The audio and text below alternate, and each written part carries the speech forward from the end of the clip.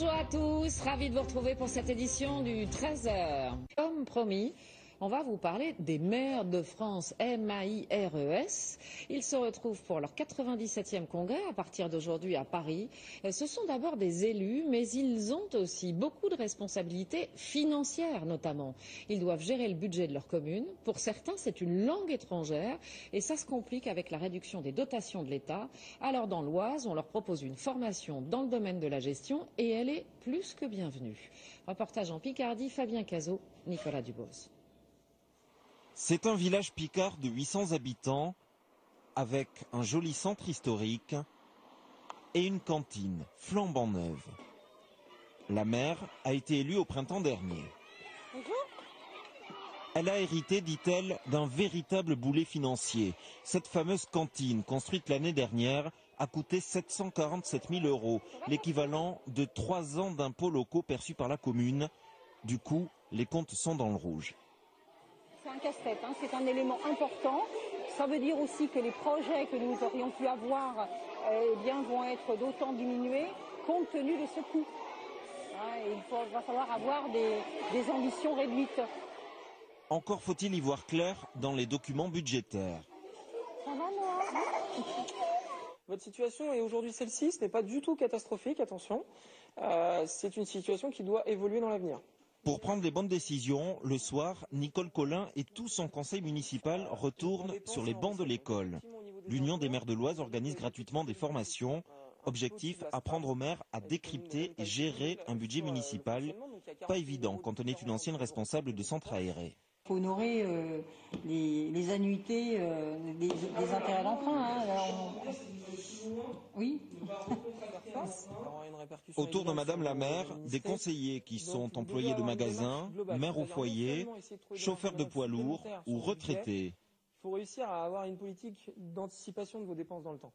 Ils apprennent le b.a.-ba, la comptabilité, à quelles aides ils ont droit, mais aussi comment gérer aujourd'hui un budget communal quand l'État réduit ses financements. Avec une idée comme ça, il faut aller chercher 100 000 € sur 2015 pour équilibrer les comptes. Oui, c'est une idée. C'est une langue étrangère. Je pense qu'il faut être clair. Un maire comme moi, qui n'a jamais travaillé dans la fonction publique, qui n'a jamais eu un métier lié à ce genre de documents, il ne comprend rien. La matière financière est toujours un petit peu difficile, un peu aride entre guillemets, donc on est là pour la rendre plus accessible et les accompagner, voilà, qu'ils soient sans crainte et qu'ils puissent comprendre l'ensemble des mécanismes pour pouvoir évoluer finalement et répondre aux attentes de leurs habitants. Après la théorie, la pratique. Nicole Collin ne veut pas augmenter les impôts.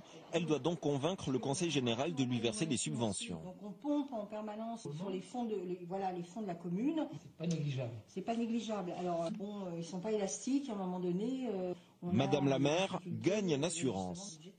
J'aimerais, si vous le pouvez, que vous m'apportiez un élément de réponse. Ce qu'il faut, c'est que vous déposiez un dossier et on va regarder jusqu'où on peut vous aider. Direction la bibliothèque, un chantier prioritaire pour lequel la mairie a besoin de 3 360 €. Du mobilier pour remplacer les caisses, du vrai mobilier bibliothèque. Oui. Et puis ensuite, de quoi asseoir les enfants. Ça, c'est très très bien. Donc voilà, Oui, donc un agencement... C'est pas un investissement colossal, mais en même temps... ça a quand même un coût. Voilà, pour une commune comme la vôtre, ça représente un coût. Voilà, tout à fait. Vous me déposez le dossier, puis on voit comment on peut vous Alors, aider. mais ça ne s'arrête pas là, monsieur Doué. Oui, je me doute bien. Ce ne sont pas les chantiers qui manquent. Le plus coûteux, c'est le clocher de l'église. Il menace de s'effondrer. Voilà la problématique de l'église. Vous voyez, toutes ces pierres qui tombent, on a dû sécuriser les lieux. À peu près, rien que la mise en sécurité, 150 000 €, dont, là, pour l'instant, aucune subvention d'obtenue. Nicole Collin applique à la lettre les recommandations de sa formation. À chaque dépense doit correspondre une recette. Le clocher et la voirie attendront. La priorité désormais à Assy-en-Mulsien, c'est de redresser les comptes. Le Congrès des maires de France, c'est aussi l'occasion de faire le point sur ces élus de proximité qui sont les préférés des Français. Il y en a plus de 36 000 en France. Qui sont-ils, ou elles d'ailleurs? Jean-Paul Sapel nous a rejoint sur ce plateau. Jean-Paul, bonjour. Bonjour. Quel est le portrait robot d'un maire aujourd'hui en France? Alors Élise, on dira monsieur le maire dans 84% des cas. Le maire est un homme à une écrasante majorité. La proportion de femmes augmente, mais très lentement à chaque élection.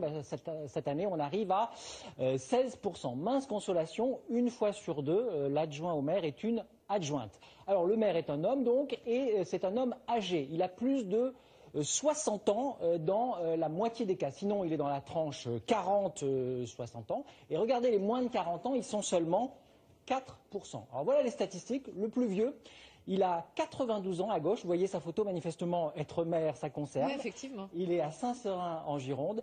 Et le plus jeune, il a 22 ans. Il est à la tête d'une commune de 140 habitants dans le Cantal. Et quel est leur métier ou leur niveau de formation, Jean-Paul? Alors, ce sont des retraités pour 43% des cas.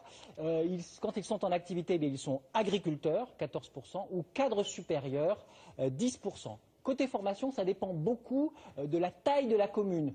Dans les grandes villes, les 3/4 ont un diplôme de l'enseignement supérieur. Dans les petites communes, les 3/4 n'en ont pas. L'indemnité que reçoit le maire, elle est aussi proportionnelle au nombre d'habitants.